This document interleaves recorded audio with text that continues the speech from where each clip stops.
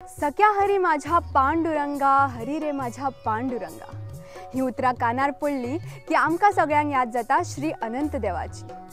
नमस्कार गोंयकारांनो, आयज गोवन नरेटिव्हची टीम तुमकां सगळ्यांक घेवन आयला या सावयवेऱ्या या सुंदरशा गांवान एका सुंदरशा देवस्थानान, श्री अनंत देवस्थान।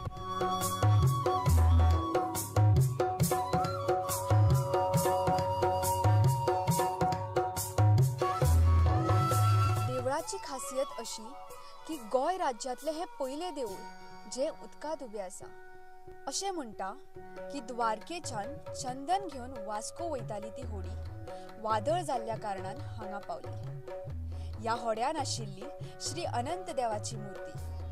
तेन्नाच वाजेत गाजेत श्री अनंत देवाची स्थापना हांगा ह्या तळयेन केली।